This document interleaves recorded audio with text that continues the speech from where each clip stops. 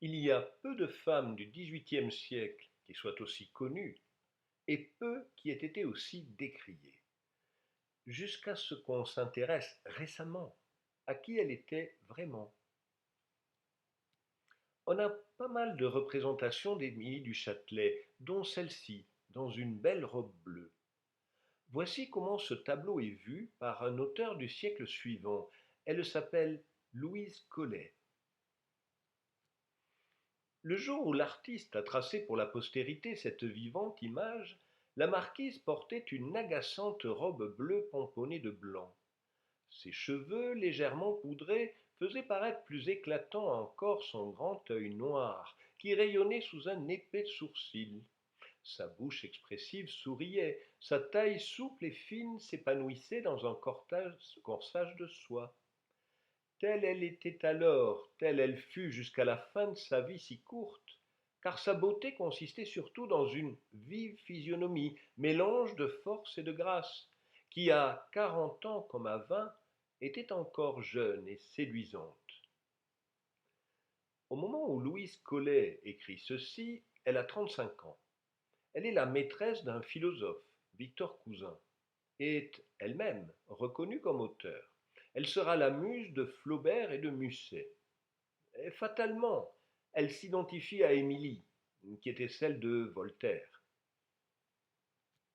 C'est un peu ça le problème avec Émilie du Châtelet. Voltaire a tellement fait parler de lui, en bien ou en mal, que sa maîtresse est restée dans l'ombre de sa notoriété, de sorte qu'il est difficile de trouver une analyse objective de sa personnalité et surtout de ses travaux avant le XXe siècle. Voici un autre portrait d'elle qui la représente en train de travailler. Le livre qu'elle étudie porte des figures géométriques et elle a un compas à la main. Les plus belles années de la liaison entre Voltaire et Émilie du Châtelet se sont déroulées ici, au château de Cirey. Ce château appartenait au mari, le marquis du Châtelet. Voltaire l'avait fait agrandir et aménager à ses propres frais. La plupart du temps, le marquis du Châtelet était retenu par ses fonctions loin de Cirey, et on ne le voyait que rarement. Voltaire était présenté comme un ami de la famille, et les apparences étaient sauves. Tout cela se passait en bonne intelligence, dans un esprit très XVIIIe siècle. Parmi les nombreux témoignages sur Émilie du Châtelet, tous ne sont pas fiables. On en trouve pas mal, attribués à des contemporains ou contemporaines qui, en fait, sont apocryphes. J'ai choisi celui de Françoise de Graffigny parce qu'elle a effectivement passé quelques mois à Cirey et que ses lettres ne semblent pas avoir été trop modifiées. En tout cas, elles paraissent sincères et authentiques.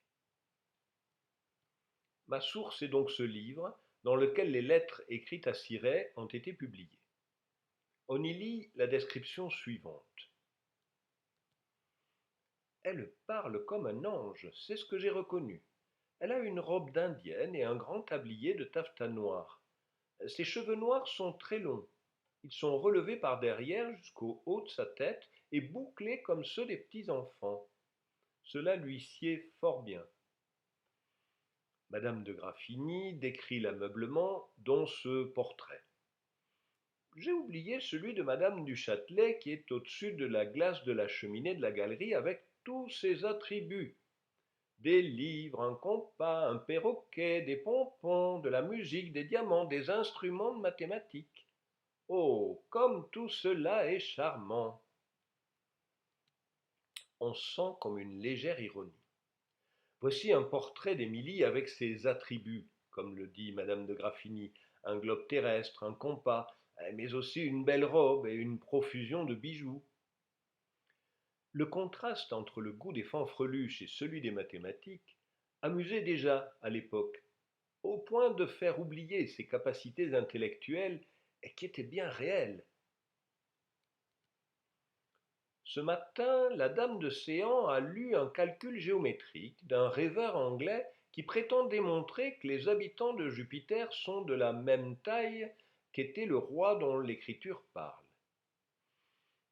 Je ne sais si cela t'amusera, mais nous nous en sommes fort divertis, en admirant la folie d'un homme qui emploie tant de temps et de travail pour apprendre une chose si inutile. Mais j'ai admiré bien autre chose, quand j'ai vu que le livre était écrit en latin et qu'elle le lisait en français. Elle hésitait un moment à chaque période. Je croyais que c'était pour comprendre les calculs qui y sont tout au long, mais non, c'est qu'elle traduisait facilement les termes de mathématiques, les nombres et les extravagances. Rien ne l'arrêtait. Cela n'est-il pas réellement étonnant? Émilie du Châtelet a eu une formation plus solide que les autres jeunes filles de son temps. Elle a appris le latin, le grec, l'anglais, et depuis quelque temps, elle apprend les mathématiques et la physique.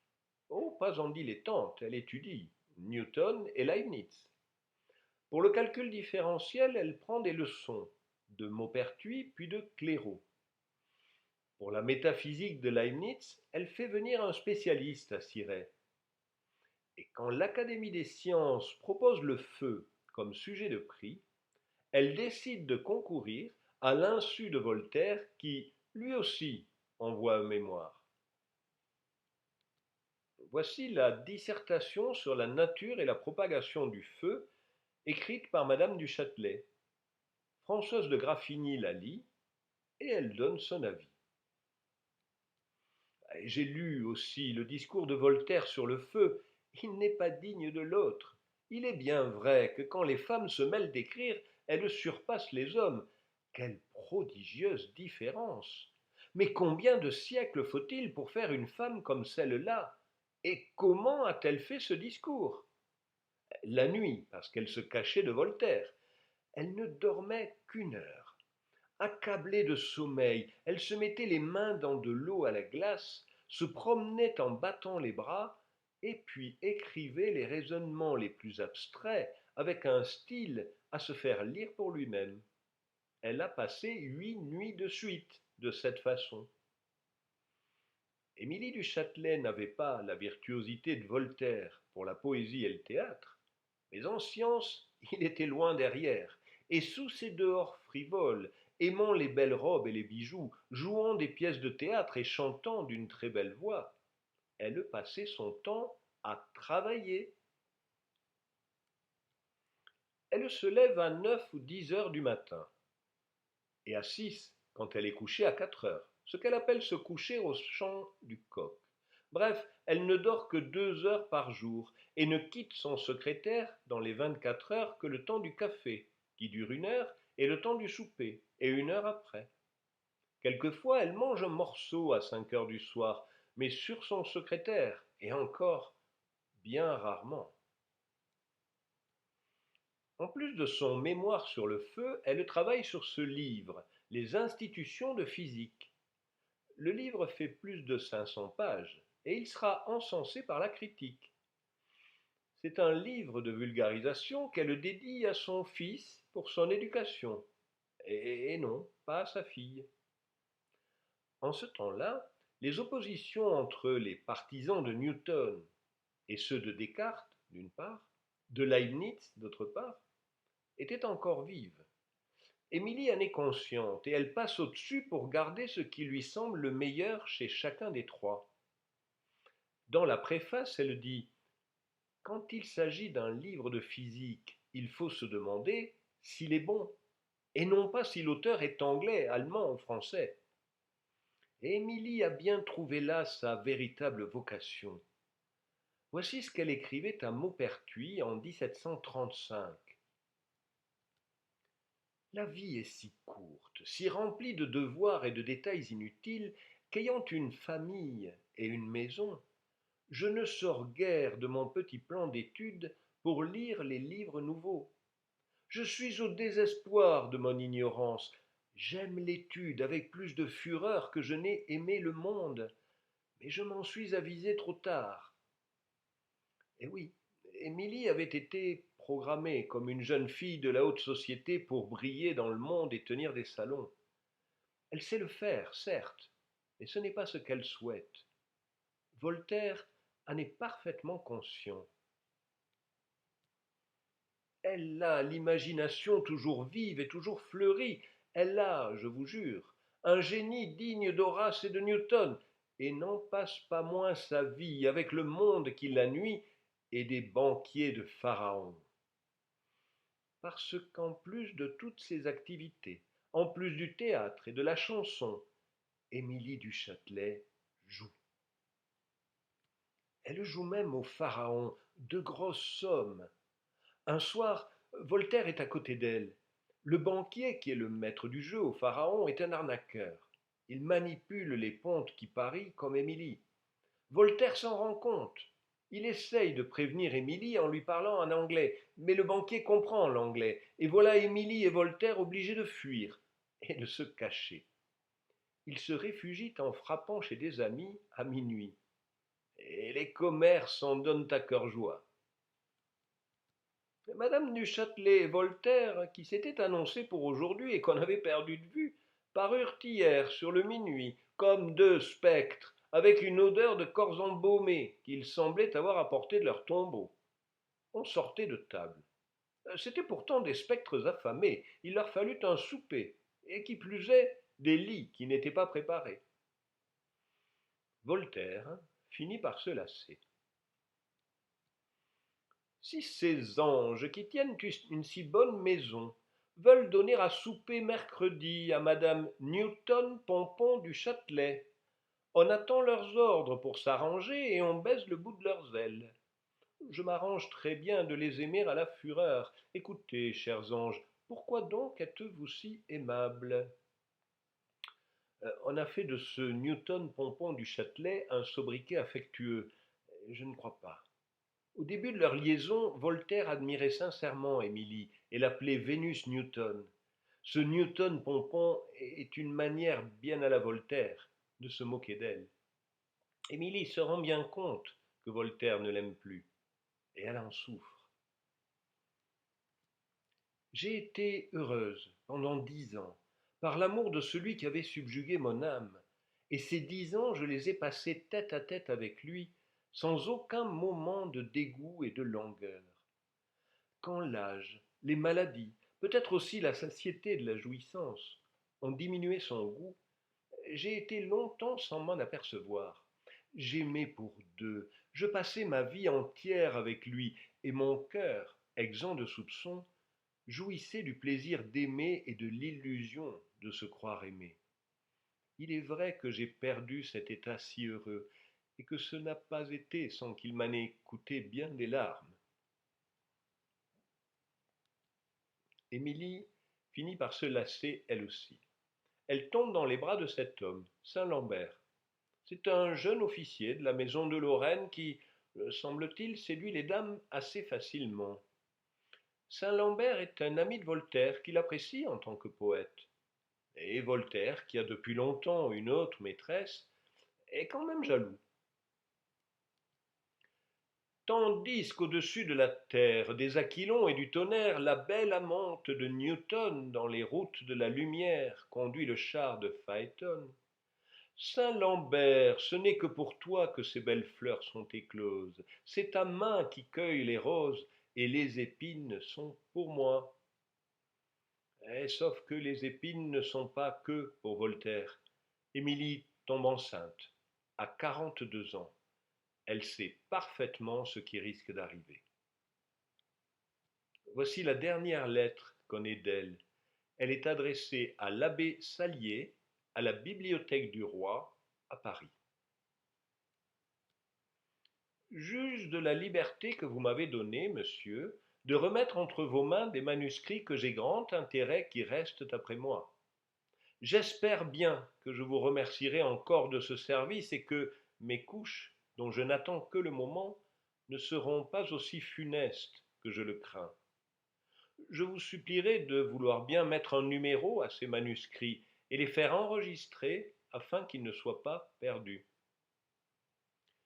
Le 4 septembre, Émilie accouche d'une petite fille et le 10 septembre, elle meurt.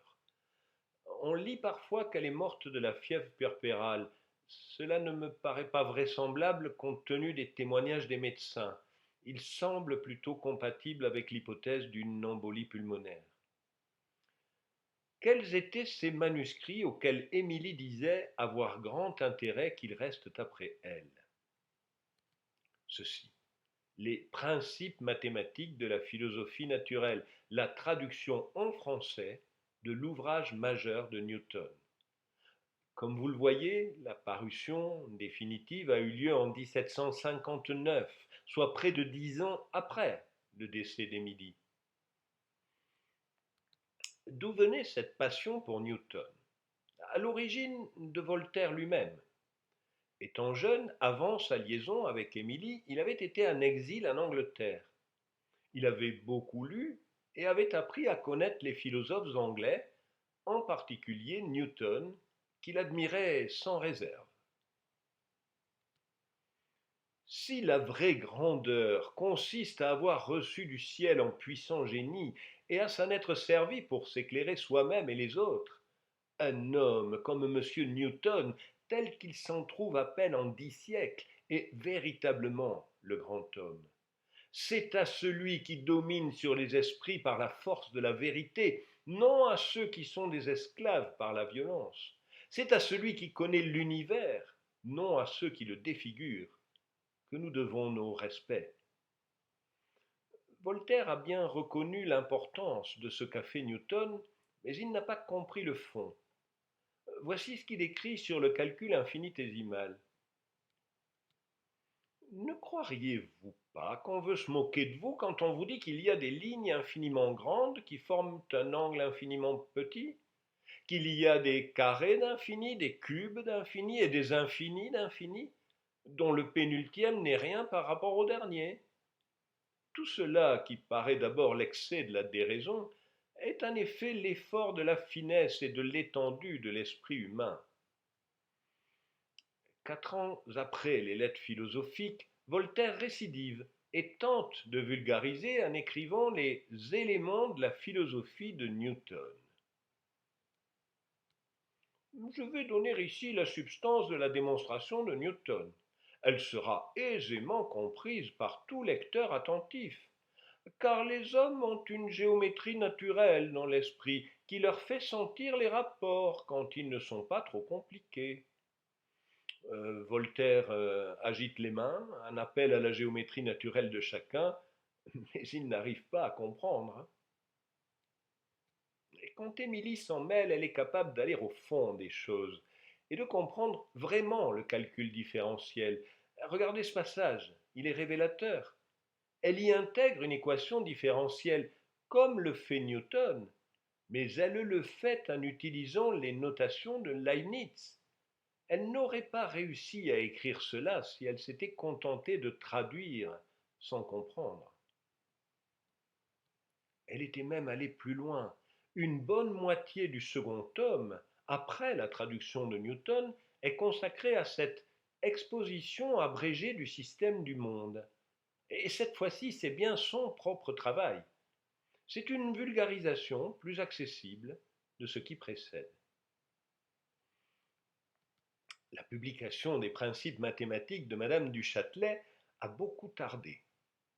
Voltaire tenait à ce que l'ouvrage soit inattaquable, et il a fait vérifier tous les calculs par Alexis Clairaut. Évidemment, les bonnes langues en ont déduit que Clairaut était le véritable auteur. Mais Clairaut n'a jamais rien dit de tel, il a simplement corrigé les épreuves avant publication. Voltaire, lui, ne s'y est pas trompé. Il a toujours admiré les capacités d'Émilie. Dans la préface, il dit: On a vu deux prodiges, l'un que Newton ait fait cet ouvrage, l'autre qu'une dame l'ait traduit et l'ait éclairci. Et Émilie, elle, qu'est-ce qu'elle en pensait? On aurait pu ne jamais le savoir sans une autre traduction, d'un autre Anglais qui s'appelle Bernard Mandeville. Il avait écrit ce conte philosophique, La fable des abeilles. Dans la préface de sa traduction, Émilie se lâche un peu. Cependant, tout médiocre que soit ce genre de littérature, on trouvera peut-être encore qu'il est bien hardi à une femme d'y prétendre. Je sens tout le poids du préjugé qui nous exclut si universellement des sciences, et c'est une des contradictions de ce monde qui m'a toujours le plus étonné. Car il y a de grands pays dont la loi nous permet de régler la destinée, mais il y en a point où nous soyons élevés à penser. Qu'on fasse un peu réflexion. Pourquoi, depuis tant de siècles, jamais une bonne tragédie, un bon poème, une histoire estimée, un beau tableau, un bon livre de physique n'est sorti de la main des femmes? Pourquoi ces créatures dont l'entendement paraît en tout point semblable à celui des hommes semblent pourtant arrêtées par une force invincible en deçà de la barrière, et qu'on m'en donne la raison si l'on peut? Je laisse aux naturalistes à en chercher une physique, mais jusqu'à ce qu'ils l'aient trouvée, les femmes seront en droit de réclamer contre leur éducation. Pour moi, j'avoue que si j'étais roi, je voudrais faire cette expérience de physique. Je réformerais un abus qui retranche pour ainsi dire la moitié du genre humain. Je ferais participer les femmes à tous les droits de l'humanité et surtout à ceux de l'esprit. Je suis persuadé que bien des femmes ou ignorent leur talent par le vice de leur éducation, ou les enfouissent par préjugés et faute de courage dans l'esprit. Et, pour son propre cas, je commençais à croire alors que j'étais une créature pensante, mais je ne fis que l'entrevoir, et le monde, la dissipation pour lesquels seul je me croyais né, emportant tout mon temps et toute mon âme, je l'ai cru bien sérieusement que dans un âge où il est encore temps de devenir raisonnable, mais où il ne l'est plus d'acquérir des talents. Sentant que la nature m'avait refusé le génie créateur qui fait trouver des vérités nouvelles, je me suis rendu justice et je me suis borné à rendre avec clarté celles que les autres ont découvertes et que la diversité des langues rend inutile pour la plupart des lecteurs. Que voulez-vous rajouter à ça? Elle est parfaitement lucide. Tous ceux qui l'ont écoutée ou qui l'ont lue ont confirmé la valeur de sa pensée. Alors, pourquoi attendre aussi longtemps pour simplement le reconnaître